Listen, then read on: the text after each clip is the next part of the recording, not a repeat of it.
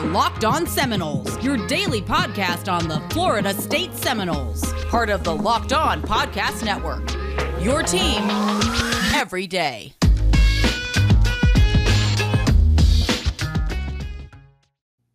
Good morning, good afternoon, and good evening. Welcome back to another edition of Locked On Seminoles. I'm your host, Rick, and we are back once again with the original, the often duplicated but never replicated Know Your Foe series. And we have a very, very special guest today, the one actually who got us on the network, and we're super thankful to have her in here, and someone who lets me, crash the show on Fridays, Locked On ACC. We have Miss Candace Cooper. Candace, what's going on? I haven't seen you in a long time. What's going on? I'm just saying, that intro is kind of fire. I'm like, Locked On Seminoles intro is kind of some heat. I'm not gonna hold you. I will say Max picked that out. I'm like, okay. I wanted to go a little harder with it. I was like, nah, man, you need to know the demo a little bit better. I'm like, you know what? I'm gonna let you pick that one out. I think he did a really, really good job. Normally, I just skip people's intros and get right to the meat, but now I know I need to take some time to just listen to the vibes as I head in. So cool stuff. Glad to be here. Thanks for having me. Hey, we'd love to have you here. And let's just dive right on in here real quick. We have a rematch from last year's game that a lot of us thought that, especially you, that thought we were going to be a little bit, a little better for y'all. I mean, UNC did lose to Florida State last year at Doka. It was kind of more the coming out party for Jordan Travis. Yeah. But before we get into that, I kind of want to ask you what is this team? Because you had a lot of fanfare coming into the year, even though you did lose a Michael Carter, a Javonte Williams, a De'Ami Brown to the NFL. So what was the reasoning behind all this hype that you had coming into the year? I mean, I think it was having all of those studs, right? And also you had the thought that the O-line was going to be mature, right? They're veterans coming in. They figured it out. They're going to give Sam so much time. So even if he does have receivers who have to adjust, we still saw some flashes of them because we didn't see, our studs in the bowl game. So we're like, okay, there's potential here. You almost took down a Texas A&M who was number 5 in the country. There's potential here. You saw the defense step up, right? Jeremiah Gemmel. You saw Tony Grimes, Gina Sante. You were like, okay, we're figuring it out. Kyler McMichael's trying to find his way. And then suddenly, for whatever reason, Carolina just laid an egg real quick, starting out the gate. And so I think this team was hopefully going to be something that matured with Sam, but we haven't quite got there yet. So, is one specific part of the team that you kind of say, okay, the offensive line is living up to standard? Yes. Is it Sam? It's the offensive line. Yes, full stop. Mm-hmm. Full stop. Offensive line. I'm about to say because Sam Howell, I had him as a Heisman front runner coming into the year, and part of it is you need a decent offensive line, but also your defense, and we'll talk about it a little bit later, also hasn't really lived up to the billing, even though you have a Miles Murphy on the team, a Eugene Asante, and a Tony Grimes. So it just seems that a lot of the, I guess, like you're saying, nothing has come to fruition coming into the year. Yeah, and you also talk about the run game, right? You lost Javonte Williams, you lost Michael Carter, and maybe it spoke more to what kind of magic they put out despite our offensive line, but Ty Chandler doesn't have the same kind of chemistry, hasn't been with those guys as long, so he can't really figure out what to do with those holes, and he just is not delivering in the same way. It's not to say he's a scrub, because he's not by any means. We saw some breakouts from him already. He's over 400 yards for the season, but we've seen that from Javonte and Michael in one game. So that's where it gets a little tricky, right? You get a little okay, it was fun games until we decided that Sam Howell was also going to have to be a fake Javonte Williams this season, and he's getting swallowed up in the backfield. My guy is getting sacked, multiple times in a game. So again, that offensive line is tough, but our defensive line, we thought Tamon and Mari Fox were going to be, super studs. Tamon broke, Lawrence Taylor's record. That's great. However, can we win games? Because I'm always of the mind that, stats are cool, awards are great, but if we're not getting wins, they don't really matter. So then I kind of want to ask you then what is this season that meant to you from the perspective of Coach Mack Brown? Mack Brown came in year one, he's coming back to UNC.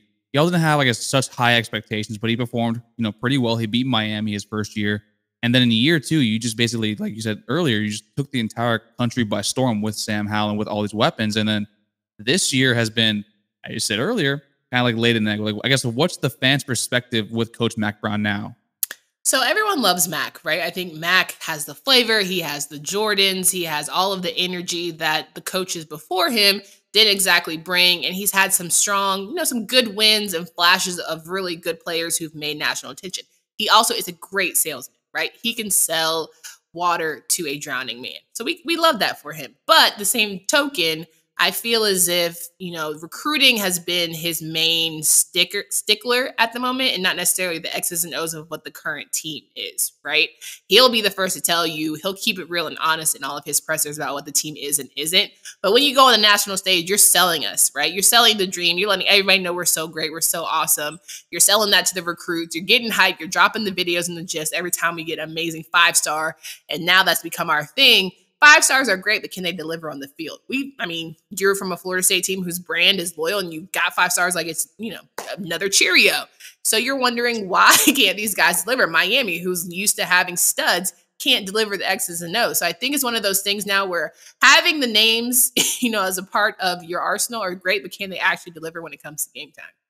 That's basically what we've seen actually also with FSU. We currently have 5-star to 5-star to 5-star. And then over the past few years, we're kind of now see a shift in recruiting with under coach Mike Norvell, where we're getting these high quality, high floor guys, these high 3-star prospects that we, like I always had to tell, Dave, we can't get every single 5-star. Like those days right now, as of right now, they're gone. We can come back to that because the logo still holds really great weight. Like you say the same for Miami.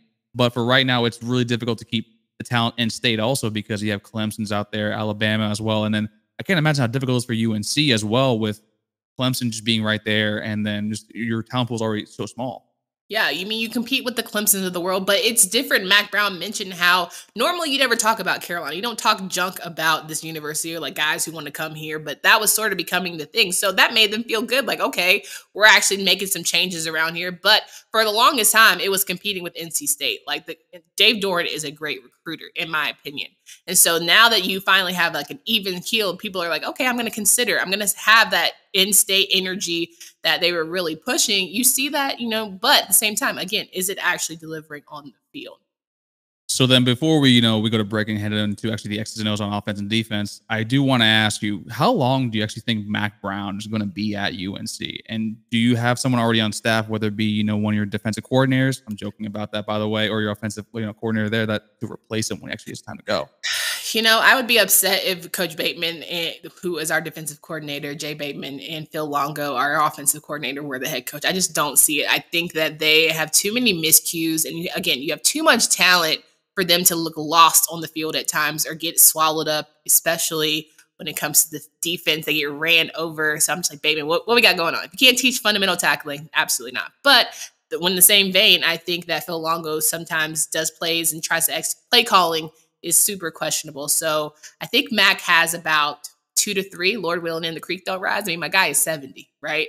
So I'm hoping he has 2 to 3, but he's also kind of having the guys in waiting, same way Hubert Davis and Roy Williams had that thing going where he's really trying to teach that next one in waiting up. I think it's going to be a younger guy that we're not expecting personally.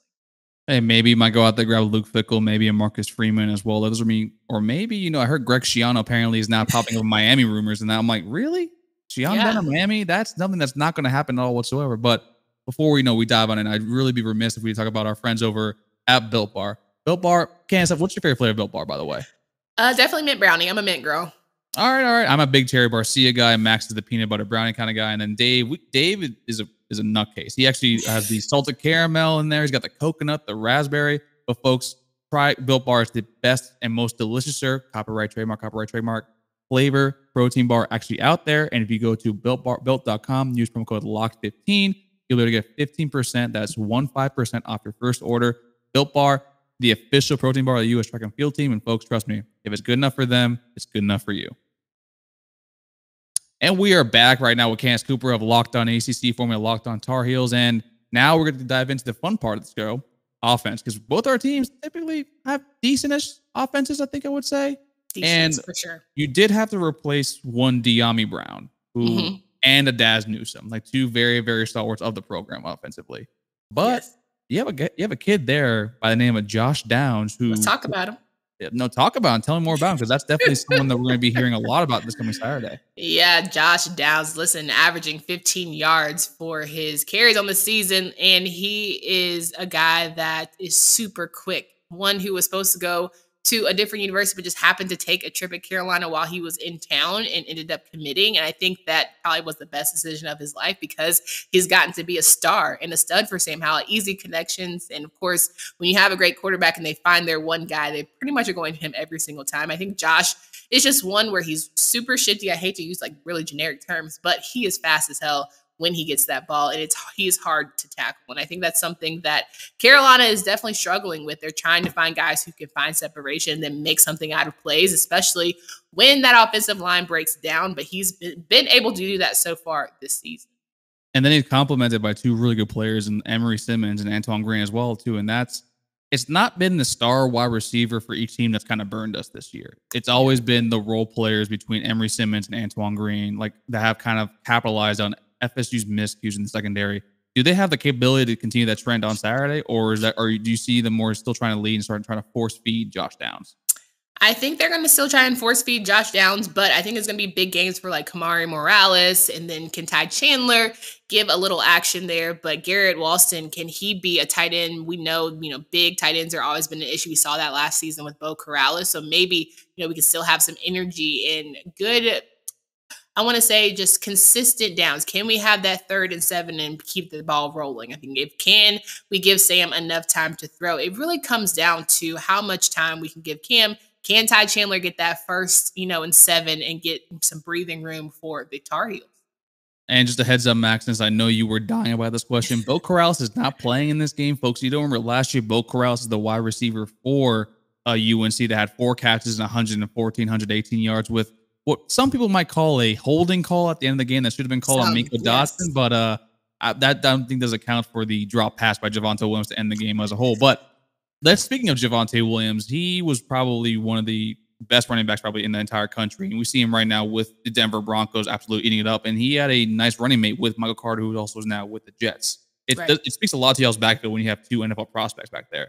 So one of the things I actually kind of saw was that you took in a transfer from Tennessee by Ty Chandler, and you also have Caleb Hood. So I want to say, how have they met your expectations coming into the year as a running back duo? It's tough to follow a duo like Javonte and Michael, and I think that Ty is doing his best. But we always talk about the transfer portal and how, you pick up guys and they keep things rolling. Well, I think Ty needed one more year to kind of get it under his belt, feel the vibes and flow of UNC, and make that better transition. I also think that Caleb Hood, I wish his name was Elijah Hood. I don't know if any of you Tar Heel fans out here, or you understand. You understand, right? Okay. Caleb Hood definitely has flashes and he has moments. I think both of them, it's not a tandem, right? I don't see them going. They're not 1-2 punches as we're used to seeing. But I hope that this weekend they can figure out how to run over this defense, because if they can get some holes from that offensive line, say that with huge prayers, I think that, they're going to be able to do big things against the Seminoles defense. With these running backs, so it speaks to the offensive line, which has been nothing short of offensive for probably both of our teams, if we're going to keep it a buck. Yeah. And with this offensive line, how do you feel coming into this game when you're going up against a Jermaine Johnson, a Keir Thomas, a Robert Cooper, or even a sometimes brought up Amari Gaynor? Do you feel comfortable with your offensive line coming into this game? And also, do you even feel comfortable with who's taking snaps? Because like you said earlier, you don't even know who your center is. Like I said, if a Josh Azudu, right, a Jordan Tucker would figure it out, I would feel better. If Brian Anderson would just really get confidence under center, I would feel better. But for whatever reason, I think our guys really want Sam to do, maybe they're overdoing, right? I think they want Sam to do really well. So they're trying to be on their A++ game, but they're more like a C- game, right? They do enough. And maybe they did enough last season because they have such a good quarterback. They were able to get away with more. But I think it's like we can't keep giving them excuses, right? We can't keep having them have Sam, who in the Duke game got sacked 5 times against Duke defense. That's terrible. Duke's defensive line is not up to par to where Sam should be getting sacked 5 times. It's inexcusable. So I think it's just something where I hope that it's harped on this week. And if you can if anyone needs a breakout game, it's that line. So is that more to just injuries? Remember you saying earlier they were mature and everything, or like you said, are they just trying? Fundamentals, Drake. Fundamentals. just straight up fundamentals. Straight up fundamentals, Drake.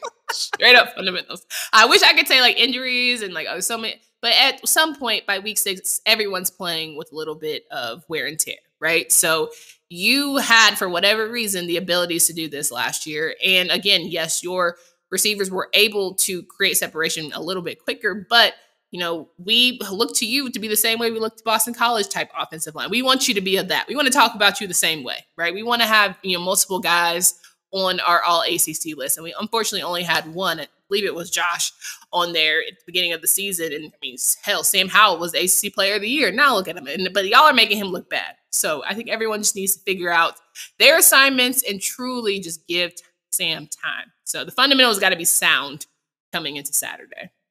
So then let's move over to that man, Mr. Sam Howell, who a lot of FSU fans were very, I don't know if upset's the right word, but more dismayed that he decommitted and then flipped over to UNC. Sure. I want to say it was December 12th, 2016. I remember that correctly. Remember the date and time. Oh, a lot of us are still salty about that because if that kid comes to FSU, it's a whole entire different story right now with how we are. But do you feel that Sam Howell's taking a step back actually as a quarterback? Because I think from PFF, he's dropped like 15 points all the way down to I think what his first year numbers were. And do you think it's just from him not being able to take that step forward, or he's just not being able to because of, the lack of weapons around him, or whether it be the offensive line or whether it be the play calling? I think, Sam's sophomore season, you saw a lot of holding onto the ball, trying to make that big play and teaching him how to live to see another down. So you came with some maturity, right? Let's just try and get that. You don't have to, everything doesn't have to be a 75-yard touchdown, right? If it's not there, don't force it. But this year, I feel like it's with his legs that he's trying to do everything because he wants to put his team in the best position, but he's taking a lot of hits, right? He's getting not only being sacked, but when he has to go and run because the plays break down, he is getting those extra 10 to 15 yards. And he has wheels, but at the same time, you're still getting tackled in ways that you probably wouldn't if you could just throw. So I think if he's given more time, he can definitely deliver. We've seen it. So I don't necessarily think it's a step down. I think it's more so frustration that's making it look uglier than it probably is, right? Because I think at the end of the day, he knows how to deliver NFL-type throws, right? He knows how to throw the long ball. He knows how to, make those checkdowns if needed. But at some point, you have to answer for why Carolina has these quick 3-and-outs when probably there could have, if you see some of the receivers actually do creating space and you're not getting to them. And I like how you said that he makes these NFL throws. I remember specifically, I think it was last week, he made this beautiful corner throw to the, I forgot who it was. It might have been Downs, like to the corner pylon. And that's right. I mean, he is a junior and he's not going to be here this coming year. So I know it's not a specific to this game question. Do you feel comfortable with a Jacoby Criswell or a Drake May that's staying there in the back, actually coming in next year to start? I think Criswell is decent, right? He does enough, but it's definitely going to be a step back year, right? Like the expectations are going to be different. The sugar is not going to be as strong. But at the same time, I'm up for Sam going to do what's best for him, right? I don't see this offensive line getting exponentially better. So if you have people talking about you, especially at Carolina football, no time but now to go and take to the next level. Now, can Drake May eventually be a Sam Howell type? I've heard murmurs that he is that kind of quality guy. But, it runs in the family over there, right? So I think that's just something where Criswell can't get it done. We've seen, quarterback competition, and sometimes you just got to go with the better hand. So now that we have the wide receivers, the running backs, the O-line, the QB, let's put it all together real quick before we go to defense. What do you think FSU's defense needs to do in order to basically not contain, because it's going to be very hard to contain a Sam Howell quarterback with these weapons around him. What can FSU's defense do to, I guess, mitigate the damage or kind of keep themselves like sort of in the game because to allow their defense to be well? Do not give Sam Howell time. Like, you're going to have to rush that man majority of the night. I think that Jermaine Johnson's going to have a night the way we saw against Notre Dame, right? I think if the line can swallow up and hurry, telling you, you've seen the offensive line. I don't know if you've seen the offensive line in Carolina, but don't let Sam get to running. I think that's the biggest thing. Don't let him have those 3rd and longs. Make sure that the receivers don't have time in that secondary, but don't be stupid, right? Don't have those pass interference calls that you don't need. Because Sam is going to throw it close enough to his receivers to where if you're doing a little too much hand communication, they're going to call it for you.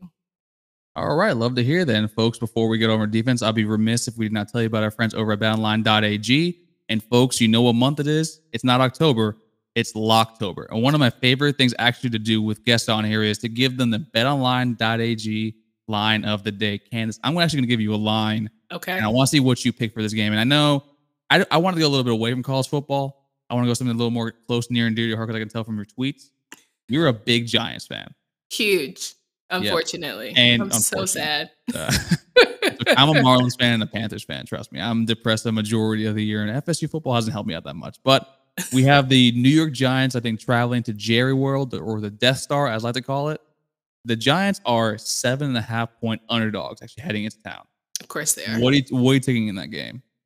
That's a great question. Because, like, when the Dallas Cowboys decided to release Jalen Smith, I'm like, all right, you guys don't like chemistry, so you're going to have to figure that one out, or they're going to keep rolling without him. So I would take the Giants in that game, and it's always a close one when they play the Cowboys. So I think I might take -7.5. I think that's a good one. All right, folks, that's your betonline.ag line of the day. Ride with Candace with the New York Football Giants at +7.5, folks. And Danny Dimes might be the real deal because Saquon Barkley is finally he looks pretty good right now. And then Kadarius Toney might be able to do a little bit of something, even though he no okay, come on, Kadarius, because Galladay ain't doing it. So Galladay was overpaid. I'm not even gonna get into that. You feel me? But Sterling Shepard's also always hurt. So it's like, what are you going to do? Yeah, that sucks. But he's getting a divorce. Okay, sorry. We're going to Oh, no, he's getting, really? Yes. To Chanel Iman. Yeah, I know. No, not Chanel. Yeah, that's her name. Damn, poor guy. Damn. I know. Maybe that's why he, down bad right now. Maybe that's why he tried to fight the Browns DB at practice over summer. Probably. You never know. Look at you. I would have said. It's a Locked On Shade Room right now. I would have said that. Real quick, trust me, in that fight. But let's go to defense. Let's get over to defense with the UNC defense. Now, let me pull it up your grades real quick because there is one player that actually I am super high on your defense because I'm a big DB guy. I'm from South Florida. Fox. Oh, I was going to say Tony Grimes. Oh, Tony Grimes. Okay. Basically, because that's going to be. I want to know how you guys actually utilize him actually out in space. Yeah. So how have you seen Tony Grimes actually be utilized this year? That's a great question. I think as a true freshman, he really stepped up in big ways for the defense last season. You saw that a lot with the Texas A&M bowl game. You're like, okay, this guy has really great abilities and really strong potential. He is going to be playing on Sundays someday. 14 tackles already on the year, 16. Hopefully that he will get this weekend. I think for me, it's all about him playing man-to-man coverage and his ability to just, really play your receivers close. That's going to be the hugest thing. Is that a word? That's my SAT prep word for the day. It's been a long one. I'm sorry. Listen, I say most delicious sir all the time when talking about Bill bars. And trust me, Max has gotten on my case for that not being a word. But so then look, I want to talk about something that, we're kind of the opposite problem here. Like our run defenses particularly actually scores really, really well. Mm-hmm. All I've seen against, whether it be Jeff Sims running for 128 yards, Mateo Durant, and Braxton Burmeister, who kind of did the one thing he shouldn't do. He did not throw the ball, actually ran up and down on y'all. So what is up with your defensive? Is it your defensive line that typically are not being able to play with the gaps? Is it your linebackers, just not being, in the right spot at the right time? Like, what is it with your run defense?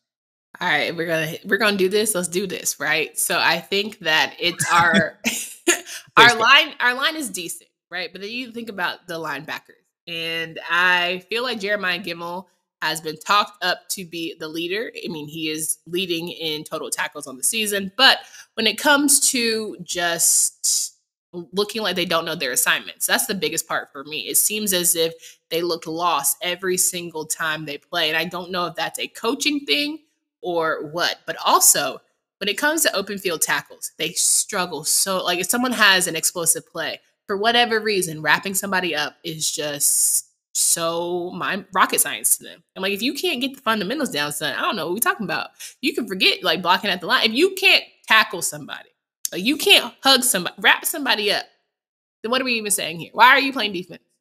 You know what I'm saying? I don't want to see no turnover chain. I don't want to see no belt, no nothing. If you cannot wrap somebody up, forget making an interception or having a pick six. I want to see the fundamentals. That's my biggest thing. Open field tackles, I'm very much a stickler about that. Because if you can't tackle in space, then what are we doing? I'm about to say, because it seems like that might play to our advantage because we have three very, very slippery dudes in Jordan Travis, Jashawn Corbin, and Trayshawn Ward, where that if you give them some space and you give them a little bit of movement, and typically that will play to our advantage. Because also, I think your two losses against GT and I want to say with Virginia Tech are your two lowest graded games actually with tackling, with I think a 46. Braxton Burmeister looked like Michael Vick out there. Really? Yes. Okay. 6:30 on a Friday night in Blacksburg. Hey, your boy was flying to Tallahassee for Notre Dame game. Okay, I missed it. I landed. Okay, so fair. Braxton Burmeister looked like BB. They called him BB3 during the game because that's how good he was doing. Yes, I swear, right? That's how good he was. He looked like Michael Vick. They gave him all the compliments in the world, and then he also used his arm from time to time, and it worked sometimes. It didn't work most times, but he was running all over. Right. And then you had guys like Trey Turner making the defense look silly. So, yeah, if Jordan Travis can figure out his legs, it's going to be a long day. If Corbin can figure out how to get through some holes, it's going to be a long day. It's really funny, like how like down you are actually on your run defense, because your run defense is actually 58th in the country, which is actually not super like low. Actually, when Dave pulled it up, because I'm like, Dave, like, I'm with Candace every single Friday, like on the show. And she's like, our run defense isn't that particularly great. And he's like, no, they're 58, so it's kind of weird to hear 58 is not number one. 58 is not number one, okay? You can't talk to me all season about how much better your defense has gotten and how much better this team is as a whole and the returners that you have and be 50. No, I'm not going for that. Because at the end of the day, you said you wanted to be a complete team. Sam Howell did everything he needed to do offensively to get you guys to the next level, put you guys on a grand stage. Now we don't have the games where it's Sam Howell, kind of like Brennan Armstrong and everybody else, the Pips, right? It's very much we're trying to do our part on offense. We need to do our part on defense. Sometimes we execute, but sometimes we look crazy. Jeff Sims and Jahmyr Gibbs made y'all look crazy last time y'all played Georgia Tech. Made you look crazy. Yes, you figured it out against Duke, but it's Duke. Like, can we be honest? I'm so glad you stopped Mateo Durant. You held him to 100 plus yards. Great. But let's do it again. Like, you have to do it again. That's my part. Consistency. Don't fall asleep at the wheel just because you had somebody's high on you. Keep doing it. That's what good teams do. They keep doing it. You can't tell me about Georgia State and expect me to clap for you. Maybe I'm too hard on them. Maybe he's right. But at the end of the day, you can't get accolades when you ain't won nothing. Sorry, I need to say that. No, damn, you sound like me after week 1, and we played Notre Dame pretty well. Like, no. And right now, I know for a damn fact, I think I can hear Dave clapping, and I hear Max, doing a little fist pump in the air right now somewhere out there. Guys, I miss you. But whenever we do this sort of like this deep dive, I always like to pick one player on the defense. I'm partial to the defense. Mm-hmm. What player that we don't hear that much about is definitely going to be some sort of your X factor actually on the day? Is it like someone like a Tamon Fox? Is it someone like a Ra Dilworth? Like, who's it going to be? I personally think that it's going to be guys like Jaquarius Conley, Trey Morrison. Those are two that have really had solid years. Trey Morrison, if you remember, he is the guy that's always giving explosive plays in the secondary, right? He is our defensive back that, to me, has the most maturity out of the group. But also, I think Kamon Rucker is a sleeper. He has flashing moments. Eugene Asante has flashing moments. Don Chapman, sometimes, when they're feeling themselves. But can they do it as a collective unit? We're going to have to see. I just pray they take Florida State's offense out of it, because I don't think defensively y'all can hold a candle this go round against Sam Howell. Okay. Ooh, those some strong words coming from you right now. I saw the game against Syracuse, the whole game. That's dirty. Come on, man. I'm just at home too. Like, come on, guys. All right. Let me know when this show's wrapping. But yeah, no. Mm-mm. Oh no, we're gonna wrap up very, very soon. Trust me. And I have a feeling I know we're gonna be standing out with that. But so then, how I guess should be because I have been saying a lot that my play calling with Mike Norvell's play calling has left a lot to be desired. And what would be your game plan that if you can give that to Mike Norvell, like, hey, this should be what you should be doing to actually exploit this very mediocre North Carolina defense? Why would I know Mike Norvell is listening to this. I know absolutely he is going to use exactly what I say. No, but seriously, I think you got to get Jordan Travis running early and often, but not in a frantic way. So I think if you figure out how to get him to do some QB sneaks, if you get him to do some RPOs to where he feels confident that he can get, those big explosive plays, And then Corbin, same way. If you can get you can get 8 yards out of the 1st and 10. Like that's going to be breaking down, especially, no, it's the 3rd downs where you break Carolina mentally. Because if they have to stay on that field, then it's almost always bad news bears. If you get into the red zone, they're going to have to figure it out defensively. So that's what I would say for offense. Defensively, I just say Jermaine Johnson and company have to have a day. I think that Sam is going to feel frantic if he gets rushed all day.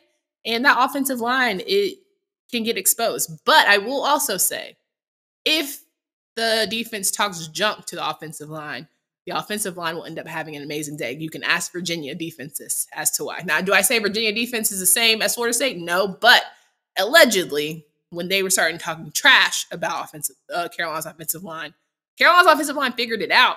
They got called soft, and they were like, oh, bet, say less. And it came out and blew the wad. So I'm just saying, just mind your manners, do your plays, don't talk too much. Yeah, no, we're gonna talk a lot on the game. You know what's gonna happen. So then we're at the end of the show now. So Candace, why don't you actually give us your official prediction for the game? If I could give my official prediction for the game, I'd say 35-21 Carolina. Really? Yeah. You're not even covering this game? No. Wow. It's gonna be closer than people think. You don't think it's gonna be close? I mean, I think we're gonna win the game, but I don't think it'll be like close like that. So you're thinking okay. Say what's your score? Oh, my score? So I'll make you remember this on next Friday. We're gonna bring it back. It's gonna be it's gonna be like a 45. First thing we talk about. I said this on Thursday. I think it's gonna be a 45-42 type of game. Ooh, okay. I think there's gonna be little to no defense at all play in this game. And it's not for us for lack of trying. It's just gonna be two defenses like running into a buzzsaw, whether it be Sam Howell exploiting, exploiting, these open zones that for some reason are always open with the wide receivers. And then also when we have a Jordan Travis, running out in space and he is able to move, but now we have a Jayshon Corbin fully healthy and also a Trayshawn Ward with our offensive line who are all our stars are back. Like I'm being extremely optimistic and that I'm typically not that person on this show. You can ask Max, you can ask Dave, but I'm actually really, really stoked for this game, man. It's going to be a fun time. I wish it was at 7:30 personally, to be honest with you. I'm glad it's not because I already know what time it would be if it was. So we'll run this back on Friday. Next Friday when the Locked On ACC. I know I'm going to get so much crap from JJ, Ken, Tyler, and the rest of them, and freaking AJ. AJ, put us back at, we shouldn't be 14, man. We should be higher than that. But Candace, thank you so much for coming on. That was a really, really a fun time. Please let people know where to find you at. You can find me at Candace D. Cooper on Twitter. You can also find me at Locked On ACC. We cover the show 5 days a week with my great co-hosts. We talk about everything, all the teams. Give Florida State plenty of love most times, but it's all good love at the end of the day. So yeah, find me there and we can just keep this thing rolling. Thanks so much for having me. Hey, anytime, and that's not always love. Trust me, I've heard enough. I listen to this show every damn day. But folks, thank you all so much for the love and support. Thank you for listening. Don't forget to give us a 5-star review.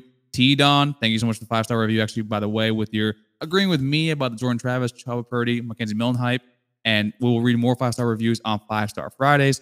And folks, for Drake, that was Candace. We'll see you Monday on Locked On Seminoles.